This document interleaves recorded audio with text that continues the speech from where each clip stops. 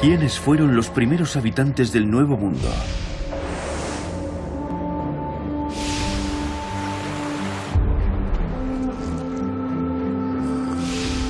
Es una pregunta que divide al mundo científico.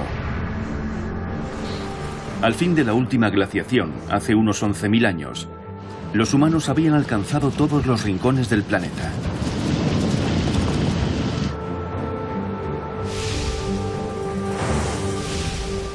Me llamo Niobe Thompson y soy antropólogo.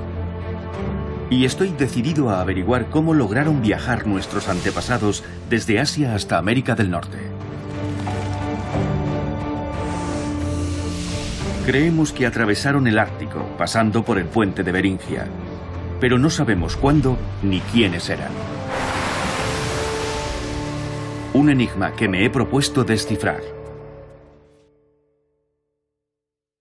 Los descifradores.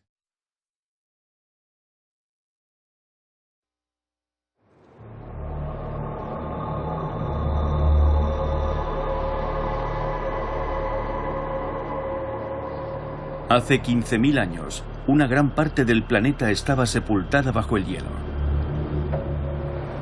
Pero la peregrinación de la raza humana ya estaba en marcha.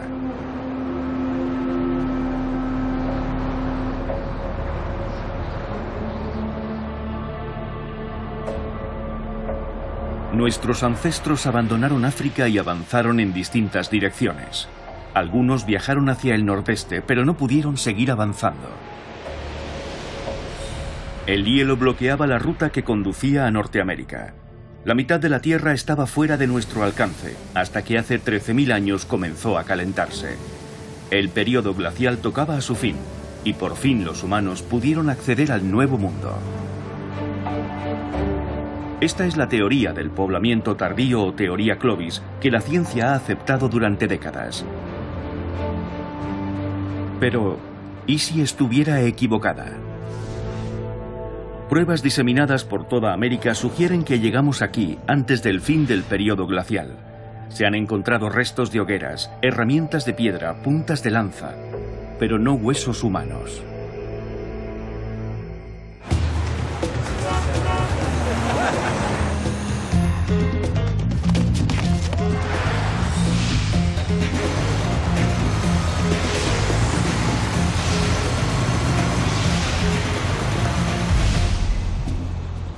Mis investigaciones antropológicas me han revelado que los entornos fríos no siempre son incompatibles con la supervivencia humana y que el período glacial pudo ser una época perfecta para las migraciones. Lo irónico es que he venido a Brasil para ratificar mi teoría. Este país tropical es un paraíso para los arqueólogos. Tal vez oculte vestigios humanos anteriores a los Clovis, los supuestos primeros pobladores de América. Pero nadie ha podido probarlo de forma concluyente. Tras adentrarme en la meseta brasileña, llego a Lagoa Santa, una zona llena de cuevas. Walter Nivis lleva años aquí buscando indicios de la presencia de estos habitantes primitivos.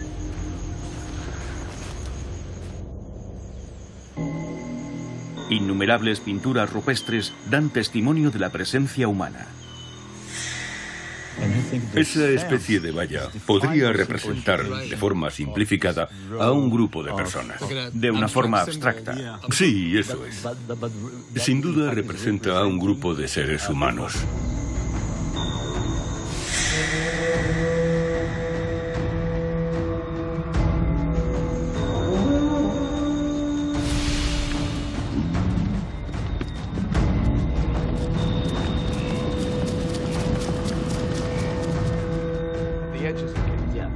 Walter Nivis piensa que los primeros habitantes de América vivieron en estas cavernas durante la última glaciación.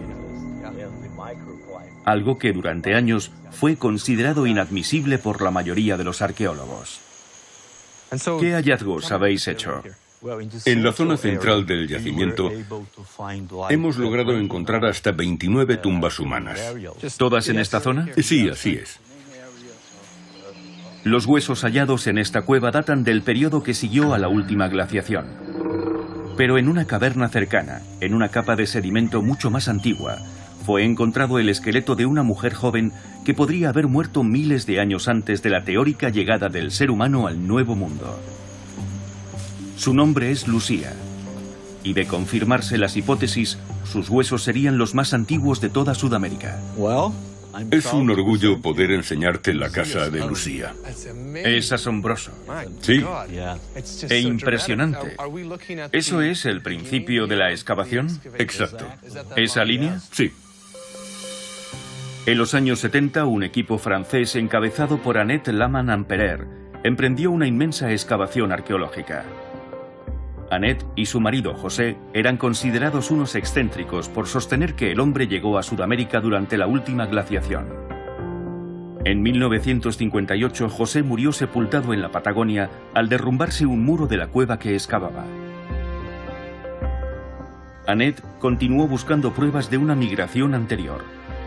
Y en 1976, sus esfuerzos dieron sus frutos.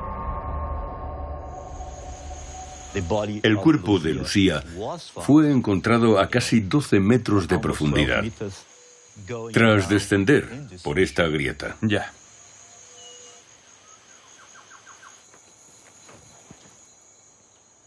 ¿A qué profundidad estamos ahora?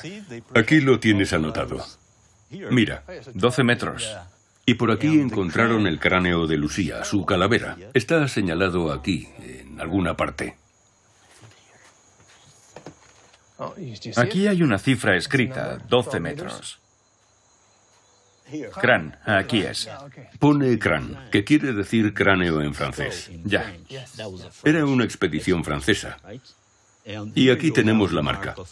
12 metros, 40 centímetros por debajo de la superficie de la cueva. Así que la calavera de Lucía se encontraba a casi 13 metros por debajo de la superficie. La ubicación del cráneo es un factor crucial. Los estratos, al igual que los anillos de los árboles, pueden ser usados para datar los restos.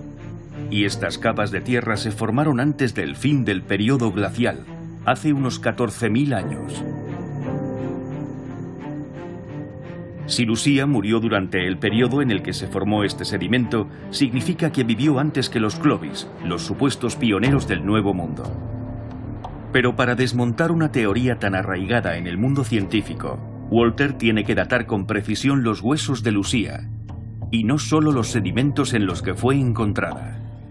Para mí, Lucía es, probablemente, el mejor ejemplo de lo que yo llamo cronología periclovis, aquí en Sudamérica. Que es lo que en Sudamérica y en otros lugares denominamos cronología preclovis. Tal vez Lucía pertenezca a una población anterior que llegó durante el período glacial. Si Walter está en lo cierto, debería ser el esqueleto humano más antiguo del Nuevo Mundo. Sin embargo, su descubrimiento no logró trastocar las teorías establecidas por culpa de un trágico accidente. En 1977, poco después de su gran hallazgo, Annette Laman-Amperer murió asfixiada a causa de un escape de gas en el hotel donde pernoctaba. Sus alumnos se disputaron los restos de Lucía, que terminaron en un cajón en el Museo Nacional de Brasil. Hasta ahora, nadie ha datado estos huesos. De haber sobrevivido, Annette habría tratado a Lucía con sumo cuidado. Los esqueletos guardan sus secretos en las trazas de carbono que permanecen atrapadas en el hueso. Si no se conservan en condiciones controladas, el carbono se descompone.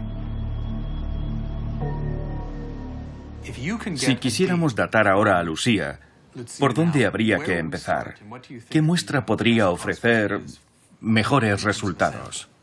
El siguiente paso, en caso de que fuera posible, ya que ello implicaría su destrucción, sería analizar una de las piezas dentales, lo que nos permitiría llevar a cabo una datación radiométrica directa. Walter Nivis se muestra esperanzado. Lucía era joven cuando murió, y sus dientes estaban en buen estado. El esmalte podría encerrar isótopos de carbono que nos permitirían establecer su edad. Un laboratorio de Dinamarca ha enviado a una experta, Cristina Valdiosera, para que tome una muestra.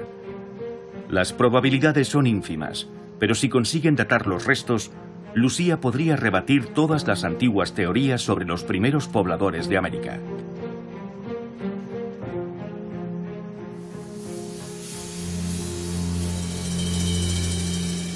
La hipótesis de Walter contradice de plano la teoría oficial. Siempre habíamos pensado que la historia humana en este continente comenzó hace tan solo 13.000 años, cuando el calentamiento global abrió un pasillo a través del hielo del período glacial. Los Clovis habrían llegado a través de ese pasadizo.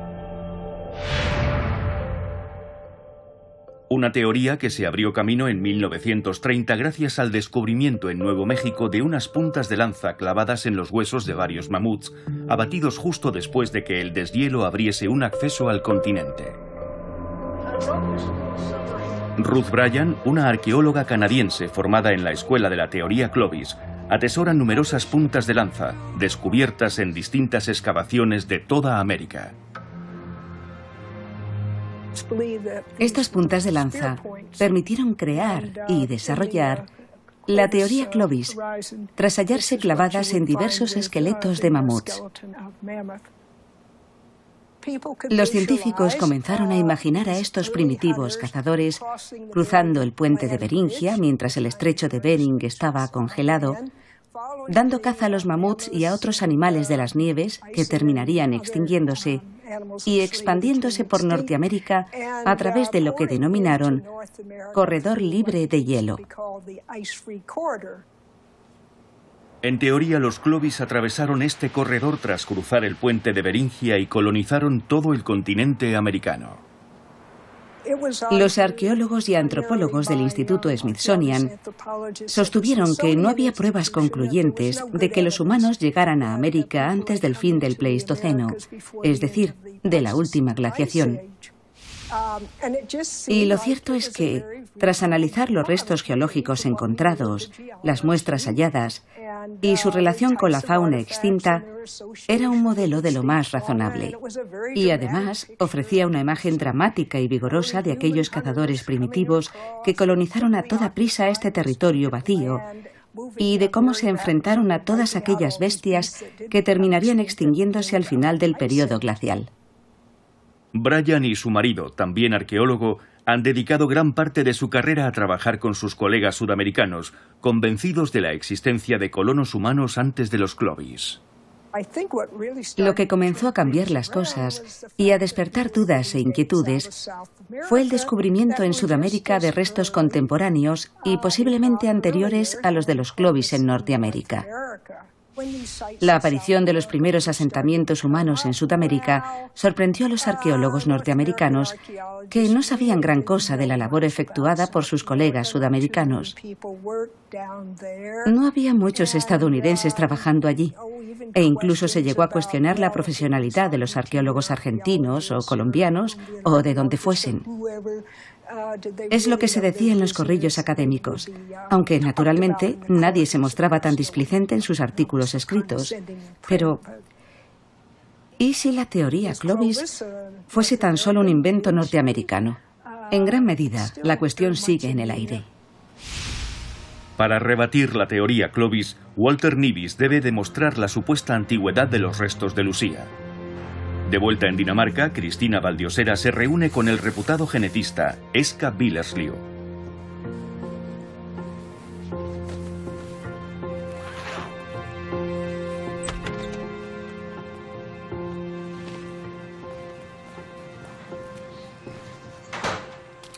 Eska va a examinar un diente de Lucía en su laboratorio de análisis de ADN en Copenhague. Deberá fragmentar el diente para encontrar material orgánico dentro de las capas de esmalte. Y si consigue encontrarlo, podrá obtener una datación. Trabajar con ADN fósil es una tarea complicada.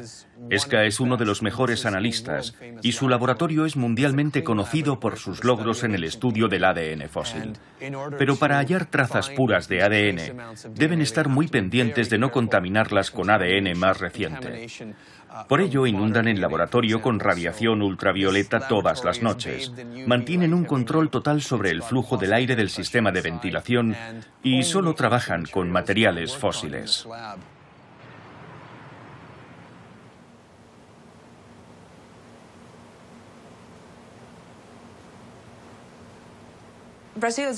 En Brasil hace mucho calor.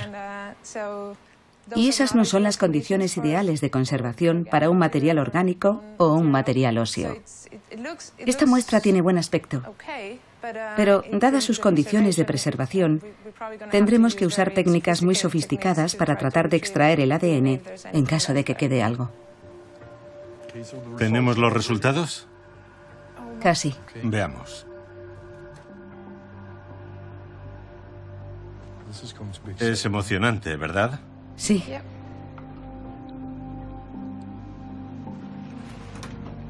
Espera un momento, ¿vale? Está bien, vamos, adelante.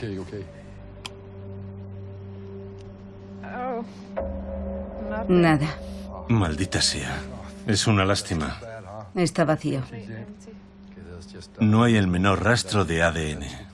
Vaya. Al profesor Nivis no le van a gustar las noticias de Dinamarca. Tal vez se deba a la atmósfera tropical que rodea al Museo de Río o a la humedad de la cueva donde fue encontrada Lucía. Pero el caso es que en los huesos no quedan trazas de carbono que nos permitan datarlos. Nunca estaremos seguros de su edad.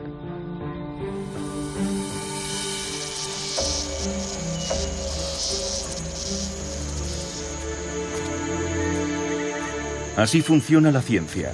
El camino hacia los descubrimientos está sembrado de contratiempos. Pero los arqueólogos saben que siempre quedan secretos por desenterrar. La pregunta es ¿dónde?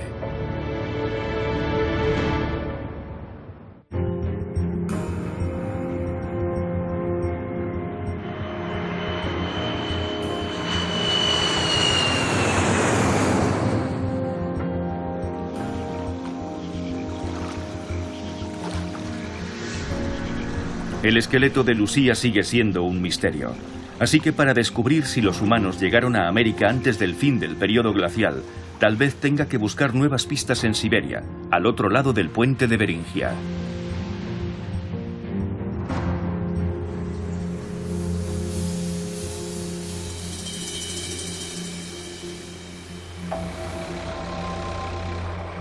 Los nativos de Siberia son primos genéticos de los aborígenes norteamericanos, lo que sugiere que esta remota región de Rusia podría haber sido el punto de partida de las antiguas migraciones a Norteamérica.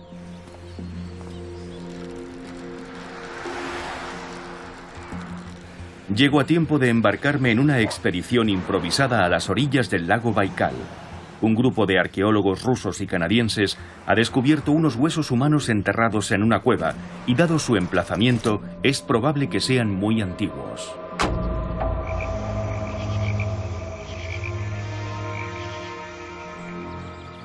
Llegar allí nos llevará un día entero.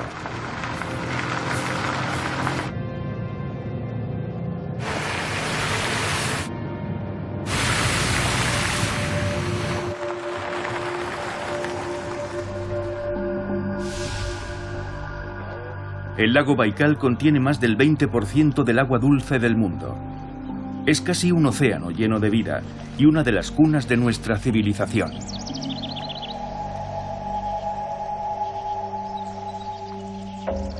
Voy a entrar en la cueva.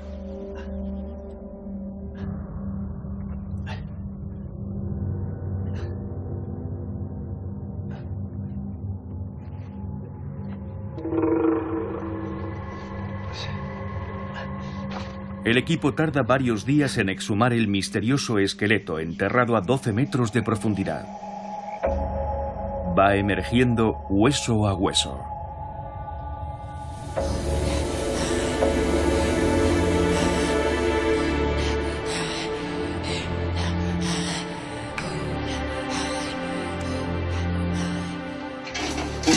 Надо передать туда. Todo indica que fue enterrado con los pies hacia adelante y el resto del cuerpo apuntando a la entrada de la cueva. El profesor canadiense Andrei Weber ha descubierto numerosos restos humanos prehistóricos alrededor del lago. Hemos desenterrado casi medio esqueleto. Este individuo puede datar como mucho del Neolítico inicial y como poco de la Edad de Bronce. Desde que comenzaron las excavaciones arqueológicas en los alrededores del lago Baikal a finales del siglo XIX, se han encontrado ya más de 1000 esqueletos.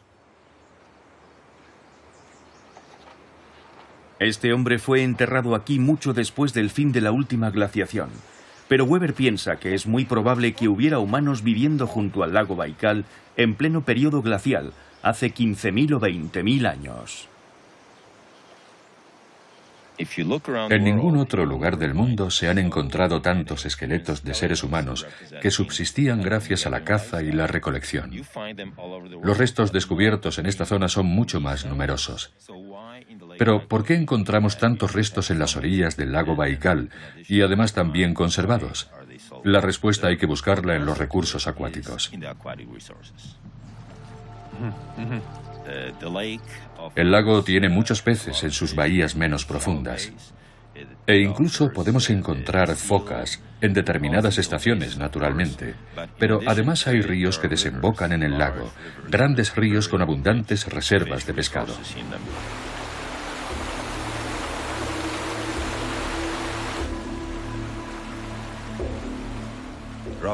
Rutilos, percas, lucios, leuciscos son algunas de las especies que encontramos por aquí.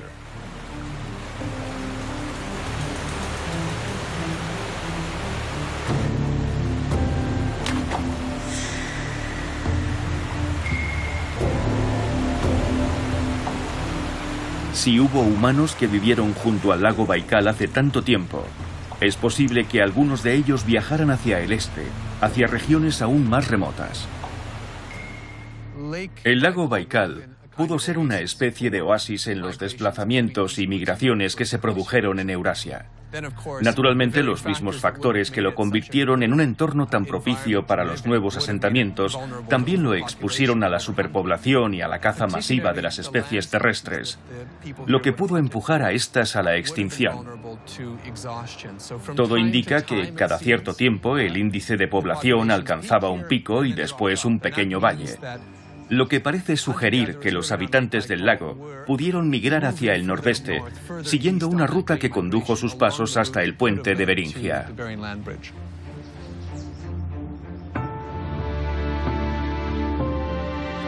Pero ¿por qué se dirigieron hacia el norte? El planeta aún vivía la última glaciación. ¿Qué impulsó a nuestros antepasados a encaminarse hacia la región más fría del planeta? Durante mis años de estudiante en Cambridge, estudié con gran interés la insólita capacidad de adaptación del Homo sapiens a la vida en los entornos más fríos, lo que le permitió migrar hacia el norte, pasando por Siberia, en dirección al puente de Beringia. Pero, ¿qué fue lo que movió al ser humano a probar suerte en aquellos desiertos de hielo? Mi antiguo director de tesis, Piers Vitebsky, es un experto mundial en las culturas nómadas. Sus investigaciones sobre las primitivas poblaciones siberianas podrían servir de gran ayuda en la resolución de este enigma. Tal vez deberíamos formular la pregunta al revés. ¿Por qué tendrían que quedarse quietos? Exacto. Damos por sentado que lo más lógico es quedarse quieto. Pero ¿qué nos impide recorrer largas distancias a lo largo y ancho de un paisaje? Los animales siempre están moviéndose. ¿Por qué no seguirlos a ver qué pasa?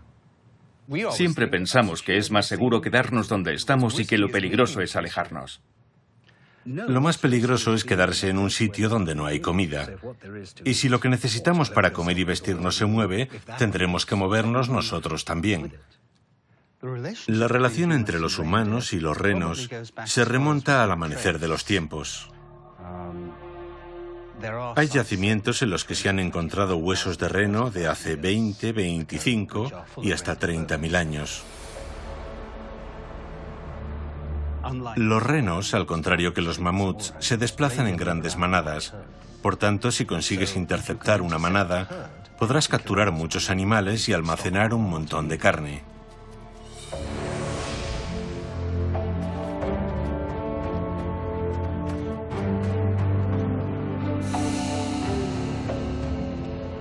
La emboscada era sin duda su técnica de caza preferida durante sus grandes migraciones.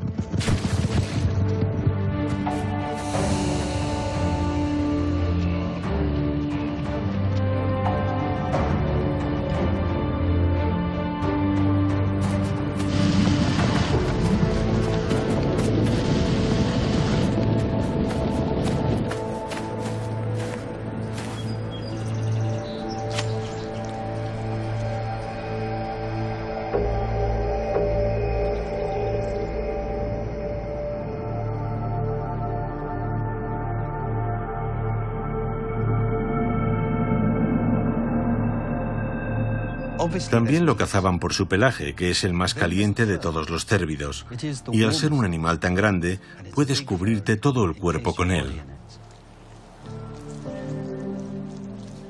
Te vuelves tan invulnerable al frío como los propios renos. Desde luego, y además dejas de resultarles tan amenazante.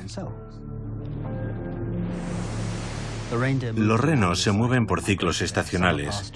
Migran en busca de pastos en verano y vuelven a hacerlo en invierno. Los humanos migraban con ellos. En algunas ocasiones, tras cubrir miles de kilómetros, se reasentaban en otras regiones.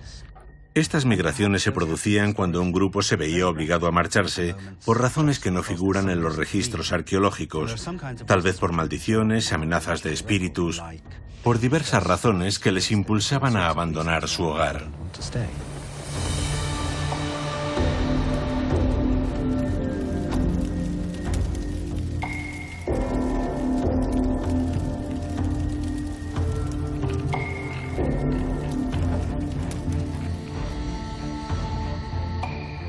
La domesticación del reno se llevó a cabo en la imaginación de los hombres mucho antes que en la realidad. Así es como representaban a los chamanes, volando hacia la luna o hacia el firmamento a lomos de un reno. También usaban tambores hechos con su piel para imaginar que cabalgaban sobre ellos.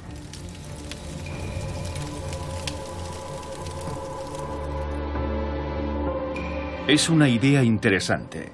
Si eran capaces de viajar a la luna en sus periplos espirituales, quiere decir que estaban familiarizados con los viajes largos.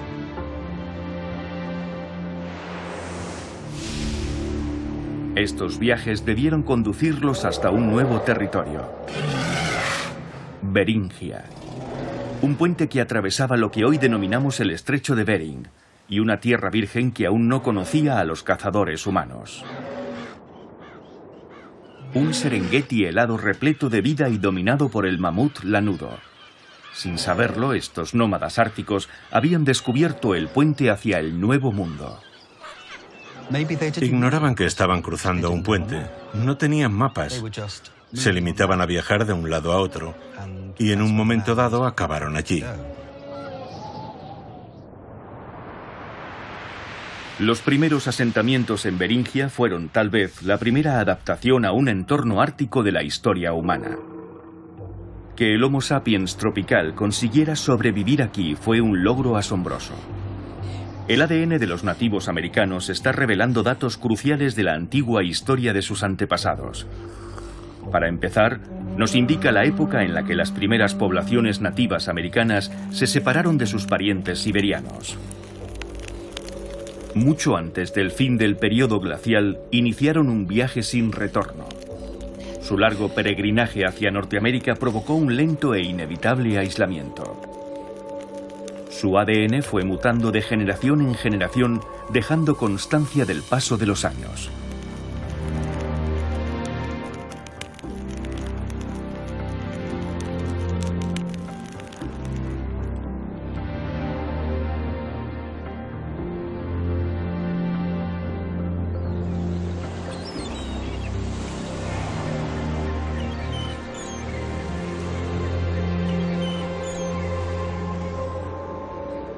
Aquella tierra les proporcionaba todo cuanto necesitaban para vivir, por lo que permanecieron en ella durante miles de años.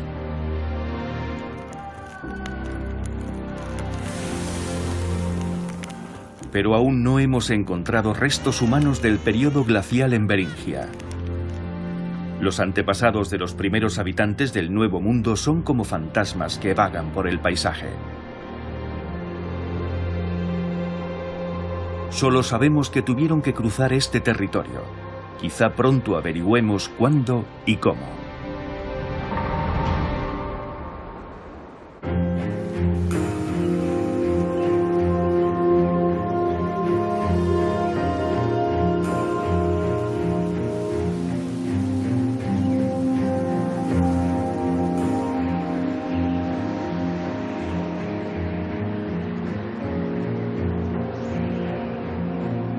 Tras visitar la cueva de Lucía en Brasil y el lago Baikal en Siberia, me enfrento a un abrasador desierto salino en Oregón.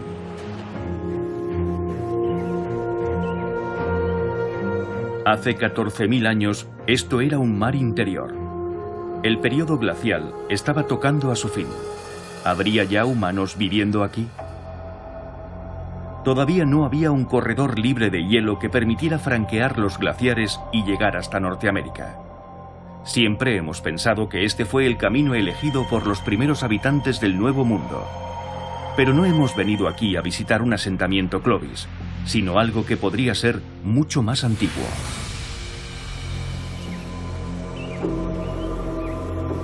En las cuevas de Paisley, en Oregón, un grupo de emocionados científicos acaba de hacer un descubrimiento asombroso. El arqueólogo Dennis Jenkins cree haber encontrado unos restos humanos anteriores al fin del período glacial. Demostrar su antigüedad podría desmoronar los cimientos de la teoría Clovis. Empecé contando estas capas, estos finos estratos, que indican un patrón recurrente de sedimentación.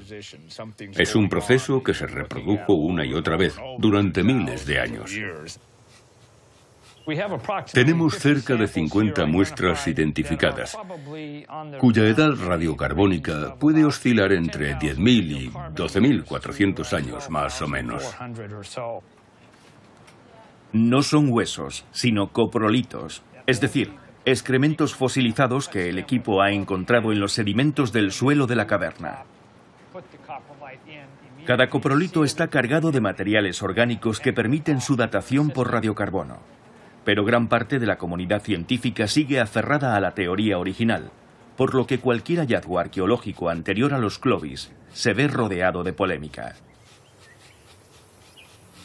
Para rebatir sus argumentos, Jenkins necesita aliados. Tom Stafford es un conocido escéptico. Tom ha estado datando los coprolitos de Jenkins en su laboratorio. Los datos obtenidos son prometedores, pero necesita contrastar sus resultados examinando los sedimentos de la cueva de Oregón. Me dije, seguro que la orina es de hace 2.000 o 3.000 años, lo que dará la razón a los que rechazan la nueva teoría. Pero me quedé boquiabierto. Te veo menos reacio. Pero hay que ir paso a paso. Comenzaremos examinando los estratos sin deducir aún una cronología. Cada capa de sedimento representa un año. Cuanto más cavamos, más retrocedemos en el tiempo. Jenkins también ha invitado a Eska, el investigador danés que examinó a Lucía. Es genial. Genial. Sigamos.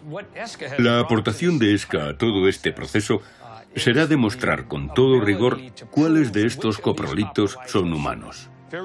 En mi opinión, es una de las personas más capacitadas para desempeñar esta tarea. ¿Qué supondría este hallazgo en la historia de las migraciones? El gran desarrollo tecnológico de los últimos años en el campo del ADN nos permitirá obtener resultados concluyentes. Si el resultado es positivo, sería una prueba muy importante de la presencia de pobladores anteriores a los Clovis. Una teoría tan asentada como la de los Clovis no se derrumba de un día para otro. Así que, respaldado por Tom y Eska, Jenkins organiza un encuentro con algunos de los arqueólogos de mayor prestigio. Me gustaría haceros una pequeña presentación de la historia del yacimiento. Todo comenzó en 1937. Todos los integrantes de esta reunión saben que podrían estar contemplando el fin de una importante teoría. Los hallazgos de Jenkins están en tela de juicio, y también la reputación de algunos expertos. Si levantáis la vista, veréis de dónde se desprendió. ¿Estás filmando? Sí, estoy filmando. ¿Puedes bajar la cámara? Los nervios se encuentran a flor de piel.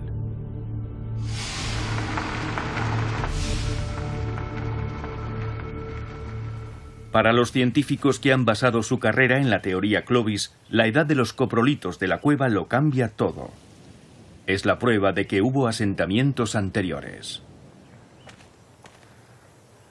Al día siguiente todos sentimos que algo ha cambiado.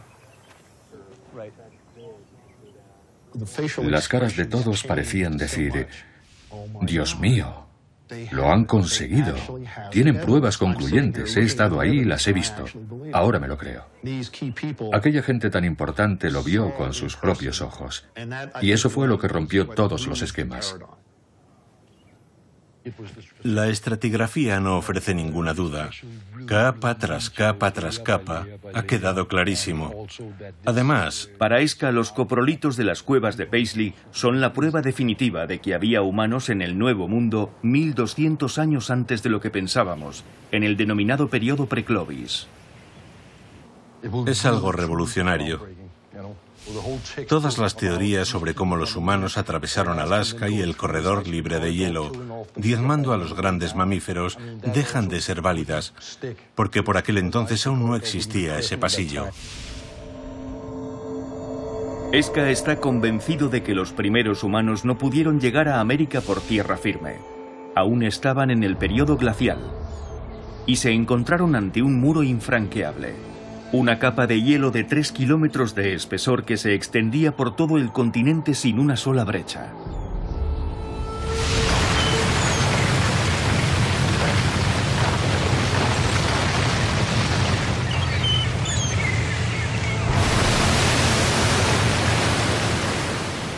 Durante décadas se fueron acumulando pruebas de la presencia del hombre en el Nuevo Mundo antes del fin del periodo glacial.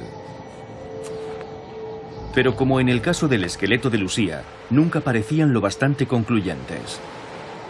Sin embargo, ahora que la datación radiocarbónica ha demostrado que hubo humanos en Oregón hace 14.000 años, la ciencia se plantea una nueva pregunta. ¿Cómo consiguieron adaptarse al hielo? ¿Cómo sobrevivieron los antiguos habitantes de Beringia al entorno glacial y lograron poblar toda América?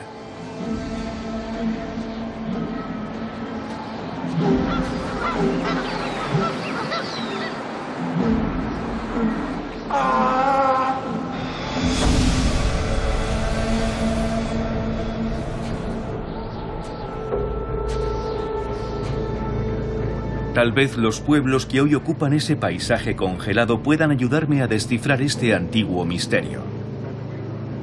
Y ese es mi próximo destino, el estrecho de Bering.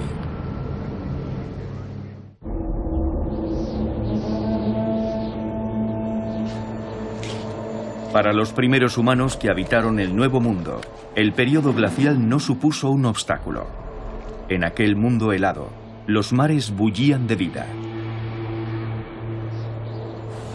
La antigua Beringia, conocida hoy como Chukotka, es la región más aislada de Rusia.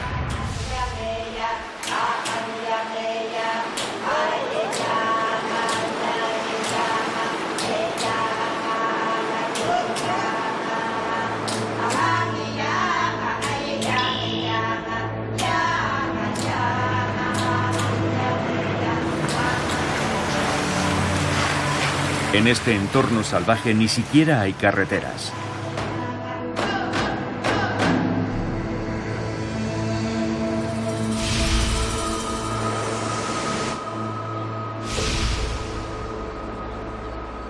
He estado en Siberia, en el centro de Brasil y también en los desiertos de Oregón, en busca de rastros de las primeras migraciones humanas al Nuevo Mundo. Ahora estoy en el estrecho de Bering, donde el puente de Beringia se asentaba sobre este océano durante el periodo glacial, cuando todo aquello era tierra firme.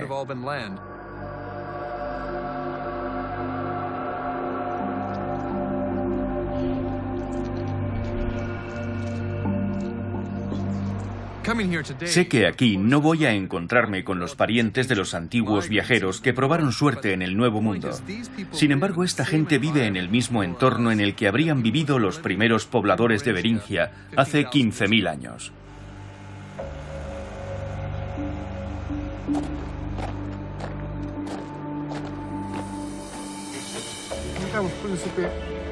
Casi nada de lo que comen estos cazadores procede del mundo exterior. Sus familias se alimentan de focas, morsas, pescado y ballenas.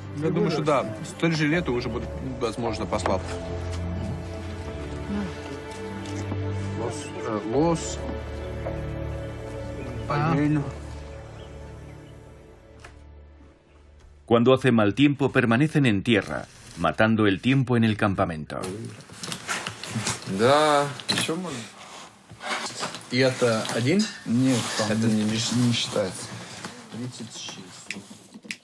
Es hora de poner a punto el material para la primera cacería de ballenas del año.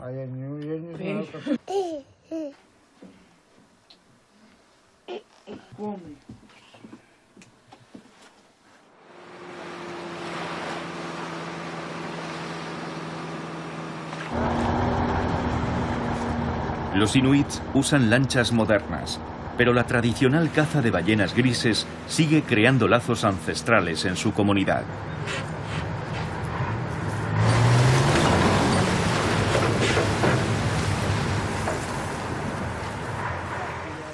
Esta joven ballena alimentará a su aldea durante semanas.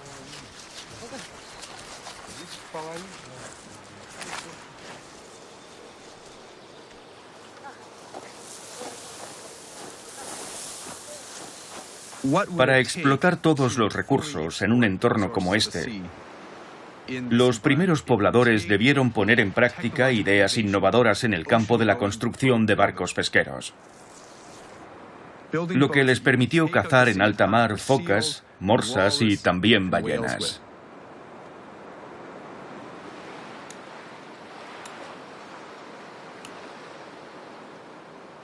Esto es una réplica de los umiaks, las canoas tradicionales que podríamos haber encontrado aquí hace 300 años.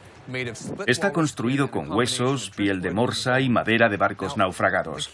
En un paisaje como este, había pocos materiales disponibles, así que utilizaban la piel y los huesos de los mamíferos marinos y la madera que llegaba a la orilla. Esta embarcación puede transportar a muchos pasajeros a gran velocidad y durante mucho tiempo. Estas canoas rudimentarias les permitían recorrer el litoral siguiendo las migraciones marinas.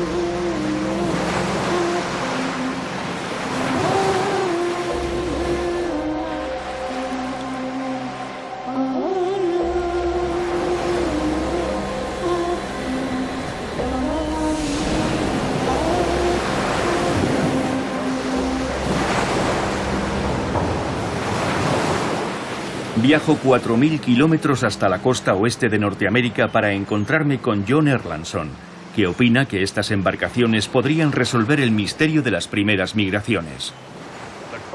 Muchos creemos que la navegación ya existía hace 15.000 o 16.000 años. Y es lógico pensar que la gente usara barcos construidos con pieles de animales, una tecnología al parecer muy antigua.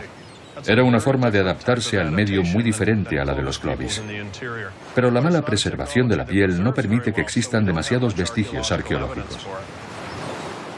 Durante el período glacial, las costas que unen Alaska y México pudieron haber formado parte de una ruta llena de recursos para las primeras migraciones, gracias a su rico ecosistema de algas.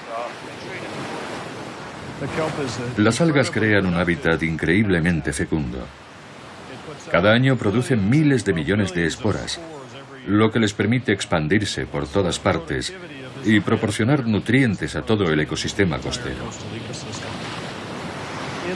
Bajo el agua forman una estructura tridimensional de selvas que albergan toda clase de peces.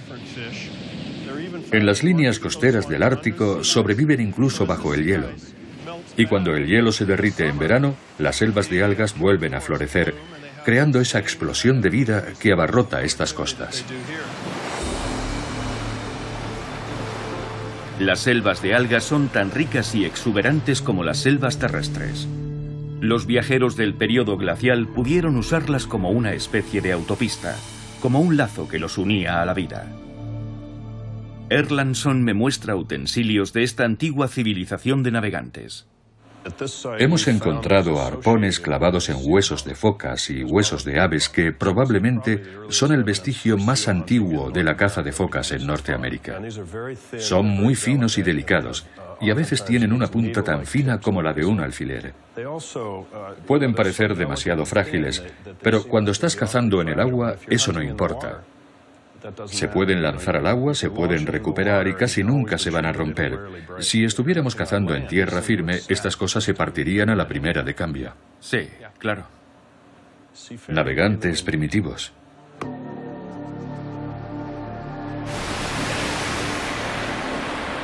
Los primeros pobladores llegaron a este continente cubierto de hielo a bordo de una embarcación. Esa es la clave. Incluso en pleno periodo glacial, el mar satisfacía sus necesidades. Como la mayoría de los científicos, yo también pensaba que habían llegado aquí caminando sobre tierra firme, tras esperar al fin del periodo glacial. Durante años, la ciencia se negó a admitirlo, pero ahora sabemos que los primeros habitantes llegaron al continente americano en pleno periodo glacial, en sus rudimentarias canoas, abriéndose paso a través del hielo.